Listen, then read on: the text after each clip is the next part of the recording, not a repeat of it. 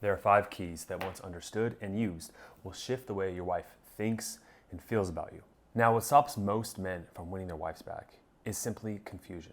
Confusion on what to do in specific moments with her, compounded over time. Because let me be clear, there are actions that you can take every single second to either bring her closer in or push her further away. This video is specifically designed to dispel and clear up that confusion so you have a clear roadmap to follow day by day with her to win her back. I call these the 5 practical keys to winning your wife back. They are paradoxes because they seem to contradict each other. However, once you understand them, you'll feel more confident, relaxed, and connected to your wife again. Let's jump into the first one, which is the desire paradox: to want your wife, but to not need her. So let's start off with a fundamental understanding of what really happened in your marriage, which is over time, she lost the passion and romance, or you guys lost it with each other. Now, early on in the relationship, that naturally comes about because of the courtship process. However, over time, what happens is that complacency does set in. The general model that we see with a lot of guys is that when you first met her, you had a well-rounded life, right? You didn't make a lot of sacrifices for your family, for your wife. You were more focused on yourself. You were more selfish, which you can argue you do need to take more responsibility for others when you have kids, etc. But there's kind of an overcompensation effect that takes place in that you started to invest all of your self-worth and all of your time and energy into your family and your wife, and that left nothing left for you. Imagine that you have this beautiful statue of yourself that your wife was attracted to, that she wanted to be next to, solid like a rock. But over time, you had to give your pieces away of yourself in order to make them happy. And what's left is just this broken down, decrepit statue that's just like not the original, right? It wasn't taken care of. So what the desire paradox does is it creates this up and down motion with her in her emotions, okay? And that is the basis of all attraction, because if we look at the inverse of that, a flat line of emotions, having the same complacency, the same boring experiences, the same routine, just mundane, monotone experiences, that is the flat line of all attraction. And in order to create that, you need to have this wanting her but not needing her paradox. Now, where most men will mess this up is that they'll understand the idea of not needing their wife, and they'll do what I call the overcompensation effect. So when most men over time, they become the nice guy, right? They start to invest everything into their wife. They start to give up pieces of them. They use covert contracts. Once a lot of men recognize that that doesn't get them what they want from their wife, the respect and love they deserve, and the attraction especially, what they'll do to compensate is they'll say, oh, being this guy caused the trauma. Being this guy caused my wife to leave me.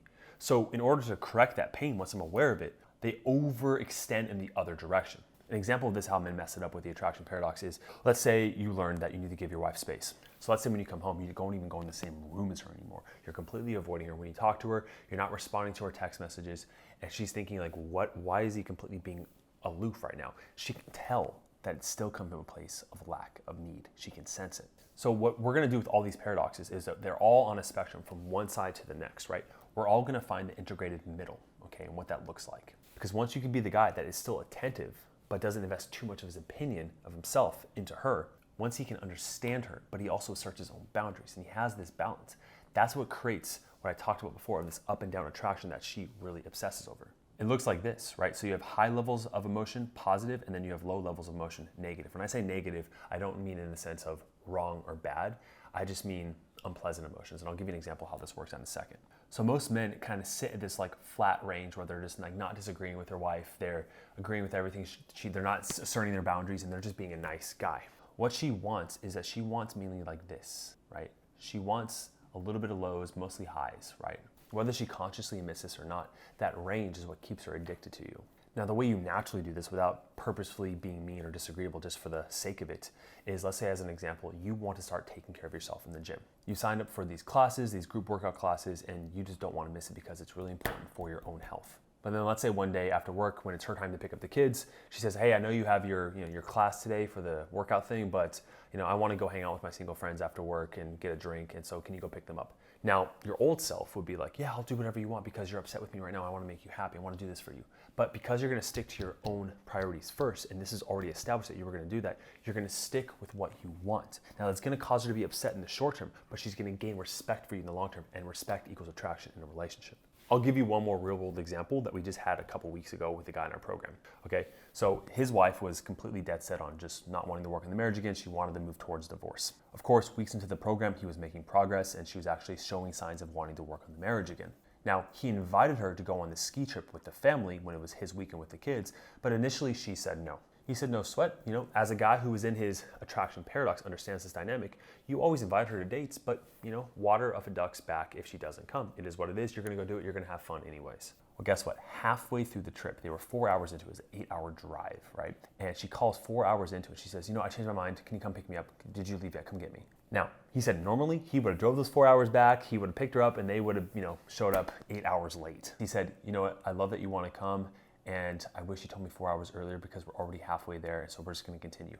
She got upset, she moaned, whatever, it's not fair, how could you do this to me? But when they came back, he said that she was the nicest to him that she has been in a very long time, because this is a test that he passed. The second paradox is known as the polarity paradox. This means you need to take her reactions. You must understand her, you must be attuned to her signals and cues and adjust to that, but also simultaneously don't react to her. Now, the frame control comes from the idea that in every single relationship that you have with someone, there's always someone that has a little bit more influence, persuasion, or control, or a stronger frame. So this is teacher to the student, boss to coworker, etc., etc. Now, I would argue in our philosophy here that the man should have a stronger frame and a stronger sense of reality and more influence over his wife, and his wife should actually be more persuaded and follow his influence more consistently. Now, as a caveat, this does not mean that you have more power than her, that you are better than her, that you are not going to respect her opinion.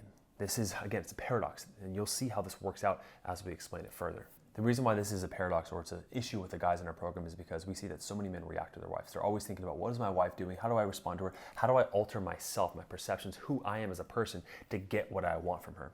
This is the epitome of what a nice guy or people pleaser is. They are changing who they are to get what they want. It is a form of manipulation, and that's why a lot of women intuitively, they call that a man who is controlling. Indirectly, this is the reason why, is because he is altering himself just to make her happy for his own benefit. Now, there are two main mistakes a lot of guys make when they fall into not understanding this paradox correctly. The first is that we've actually had wives, the guys will screenshot what their wives say, and they'll say things like, you're acting like a robot. Like, where did you learn that? Some freaking class? When it comes to not reacting, that's what they'll say. And a lot of guys, again, we look at the overcompensation model we talked about. A lot of men who've been overly reactive, they've yelled, they've become emotional themselves, right? What will happen is that they'll go on the other end of the extreme and they'll become completely stoic, just like a robot, right? Because they don't want to say the wrong thing. Well, the fact is that she wants you to be attuned and she wants you to be supportive and reactive to her, just not in the negative degree. So you are reacting to her because reaction is simply the idea that there's a stimulus outside of yourself. That stimulus has an effect on you and it gauges the way that you in turn react, okay, that you respond to her. So let me really break down what a reaction or negative reactions actually are with 5 sins of reacting. The first one is minimizing. So whenever she says something to you, you're taking it and it feels like an attack on you. Even if she is directly attacking you in her language, you're still minimizing the effect that it had on her, okay? This is an ego defense mechanism that you're using, and actually all of these 5 are. The second one is defending. Now, minimizing is like a form of defending, but it's simply taking what she says and you're trying to argue with your perspective of it, thinking that your perception, if she agreed with your perspective on it, then she would change the way she feels about it. Now, this is when women talk about gaslighting, this is what it is. It's like you're taking your sense of reality, you're trying to put it on her and say, hey, you shouldn't feel this way because if you saw it the way I saw it, you wouldn't feel that way. Look, that may be true. And you have to recognize where that really comes from is that you're not sitting comfortably with her emotions, that you're not okay with her expressing who she is and how she sees the world. And whenever you do that, it makes her double down and get more defensive. The third sin of reacting is shutting down. Okay, this is called stonewalling. Dr. Gottman's talked about this, the 4th horseman of the apocalypse when it comes to communication and conflict, in that you are so overwhelmed that you're just like, complete apathy. Your body shuts down. You're like, I don't care anymore. You're right, whatever, sure, and you're over it. You can't talk. You don't want to fight. You don't want to run. You're just, I'm gonna give up, okay? Even though you're not making overt reactions, you are reacting.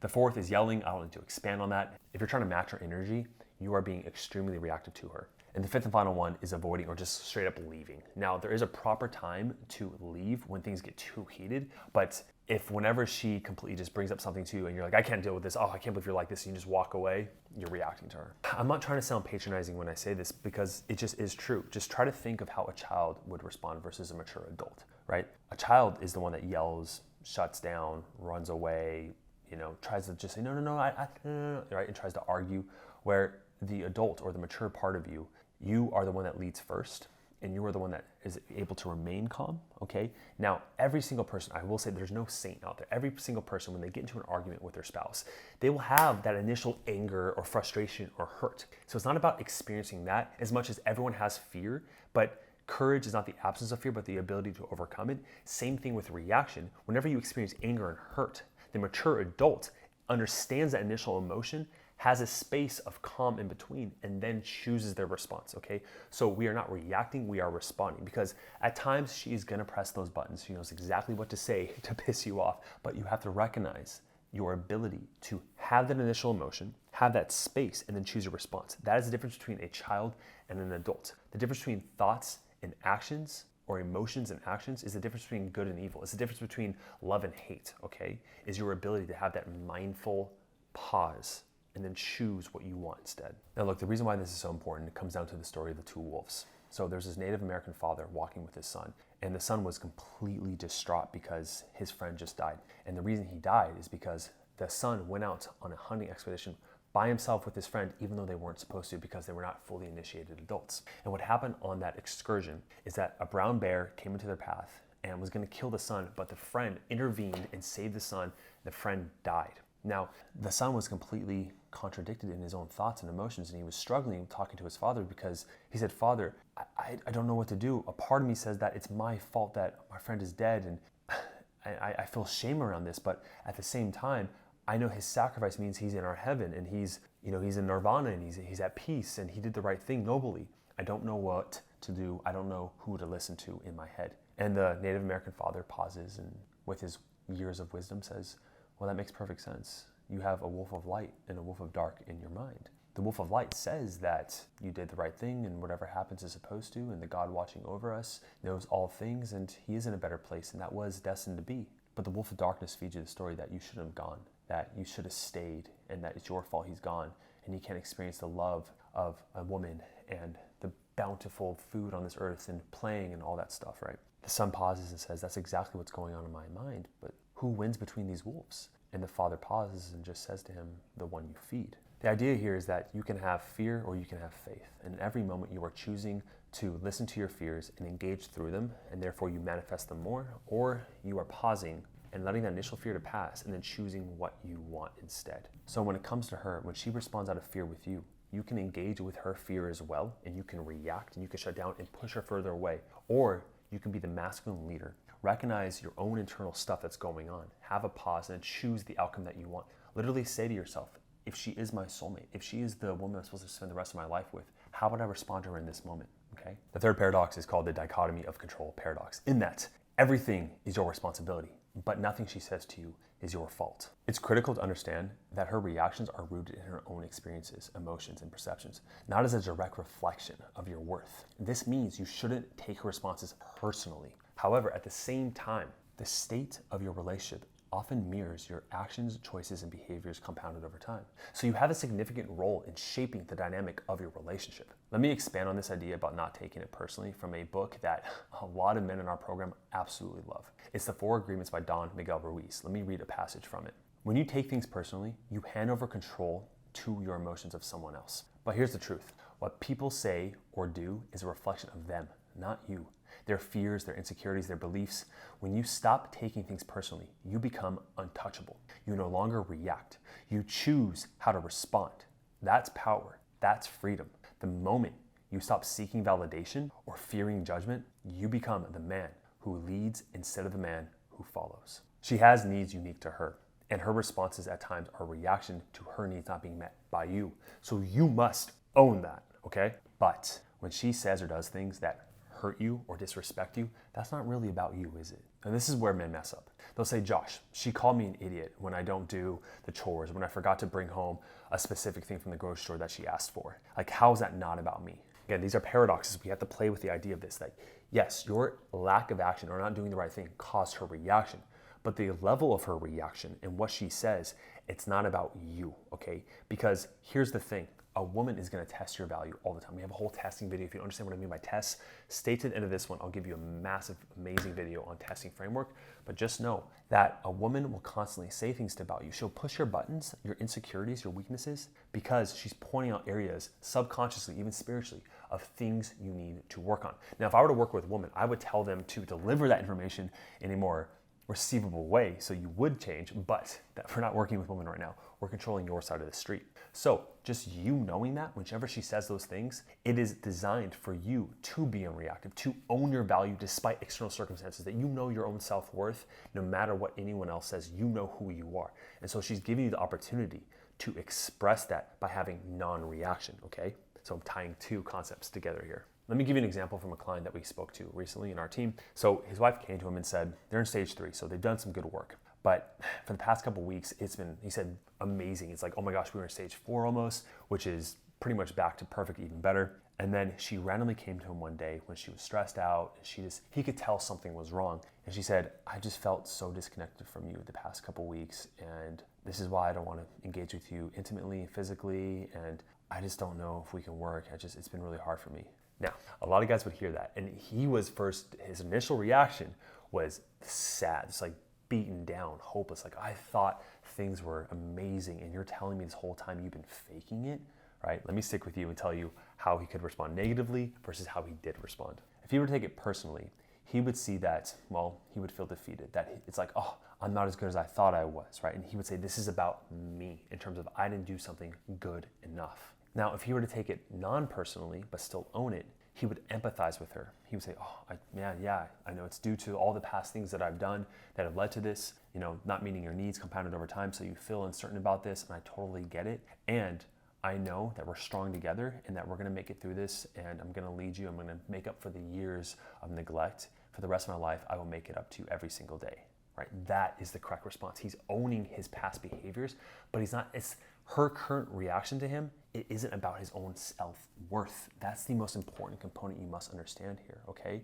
That whenever she criticizes you, jabs you, stabs you, poisons you, whatever it is, I've heard all those words before. Yes, your actions led to that moment in who you are as a man, but it doesn't have to affect your self-worth. And that is the distinction that you must make, the discernment between the two, okay? All right, the fourth paradox is the release paradox. It is sitting in the pain, but also letting it go. Stereotypically, a lot of us men, we don't honor our emotions. We will often repress things, put them in a little corner where you can compartmentalize. We know how to compartmentalize things, which is really valuable in, let's say, a stressful work environment or things like that to get the job done.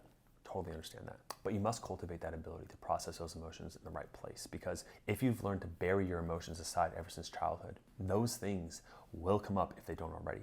If you haven't watched the documentary The Work, thank me, watch it this weekend or watch it tonight. It'll blow you away. It's an amazing documentary showing the power of processing this trauma or these buried emotions and the power it has in healing. But just know that most of us men, and I guarantee there are parts of you, if you look at shadow work too, this explains it, but there are parts of you that you don't allow yourself to express, emotions that are not okay. Let's use myself for an example. There's a whole assessment called the Positive Intelligence Assessment going over 9 different saboteur types. You can see it down below in the description as well. It's a free assessment. We're not associated with it, but it's a very powerful tool to see what saboteur you have the most. Now, if you look at the lowest score you have, those are often emotions you don't allow yourself to express.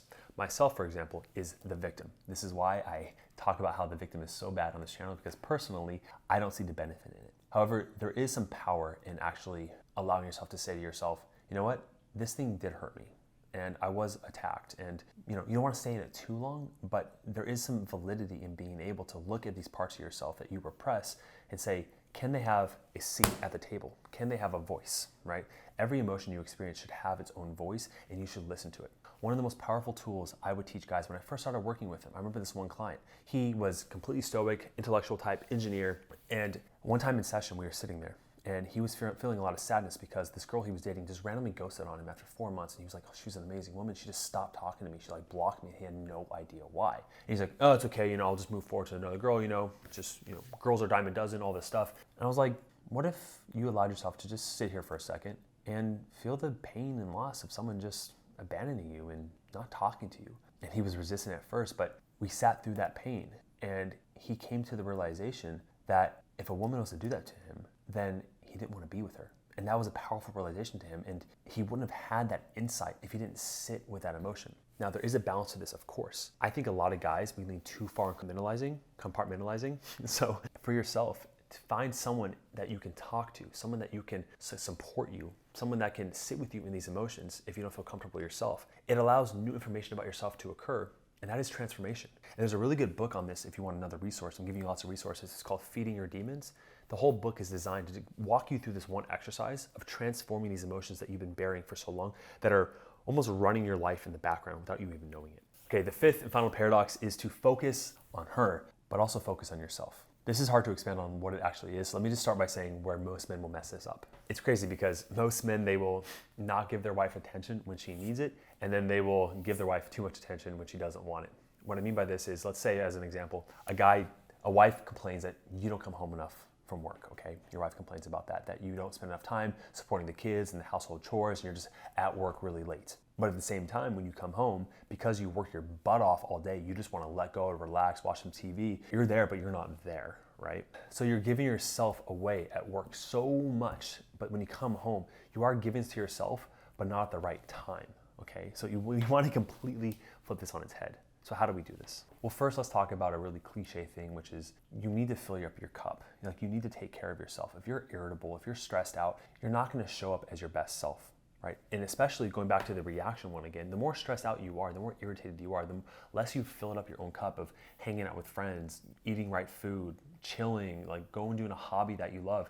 Whenever she does criticize you, you're more likely to react because you don't have that filter of like self-care, okay? Because whenever you do things for yourself, it builds up your own self-worth. And so those attacks on you won't feel as personal. The common example we can look at is if the wife said to you, you don't come home early enough from work. The first guy will say, well, you complained last week that we didn't make enough money. We need more money for the kids' school to save up for that. So I'm working like extra long hours for the kids and for yourself so we can have the life that you want to live. And so you can see this man will build up resentment. He won't go to the gym. He'll make all these sacrifices in his life just to please his wife. Yet at the same time, it feels like it's not enough and he's overly stressed out. So when he has those few moments when he can connect with the family, he goes inwards, shuts down, and just turns off his brain.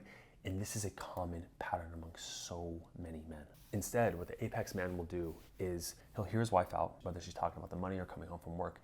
But an apex man, what separates him in having these signposts and knowing what to do in every single moment stems from his values and what he really wants and what's important to him. And most men, they don't understand what they value, what their values actually are. Like, what are your top 3 to 5 values? Can you write them out right now without even looking at a resource, okay? Because in those moments of confusion, at the end of the day, whenever you have your values to lean on, you know the correct actions to take that align with who you are, okay? Because you know what's true for you. If you're able to listen to that inner voice, okay, where it's coming from and what's really best for your goals as the family, as the man leading the relationship where it's supposed to go, as you should in your masculine, then you know how to tap into that voice and say, this is what I should say right now. This is what a boundary should I assert, right? Based on the values that I have. And of course, there's gonna be conflict at times and she's gonna test you because you have been sacrificing who you are and she didn't want you to do that. Because a woman will contradict herself many different times, sometimes in the same moment within hours, right? And so because it's a beautiful thing that she's in her feminine, she's gonna flow and dance and change her mind. You must be that stable force of knowing what is best for you, for her, and the family, okay? And not succumbing to her opinion all the time. Again, this ties into one of the earlier paradoxes that we talked about. One of the things that lights me up the most when I do my group calls every single week with the guys in the program is we share wins in the beginning of our program, okay? And a lot of the guys, they share the wins with their wife that they're having, and it produces a lot of hope and motivation for the other guys that join the program. But what really lights me up, that makes me feel fulfilled, is when a guy who's been a people pleaser, a guy who's sacrificed his life, so much of it, for everyone else, and he shares a win where he says, I took myself out to lunch last week to this spot I always wanted to go to. Or you know what, I'm gonna buy that dream car because I have the money, I've worked hard for 30 plus years, why not? Or I'm gonna go do this ski trip with a bunch of guy friends that I've been putting off because I haven't had enough time. I mean, doing things for yourself like that, that's the man that she fell in love with. The guy that was taking care of himself, that understood the man that he needed to be to show up fully for his family. That's the man that a lot of guys have lost, and the man that she first fell in love with, okay? If you guys need extra support on understanding where you are at in your current marriage recovery process, and you want a free evaluation call on where to go next to save it based on proven results, make sure you're fully committed before you sign up. But there's a link down below. You can fill out an application and talk to our sales team. Also, there's a video right here on passing tests that I talked to you about. I highly recommend you watch it, and I'll see you in the next video.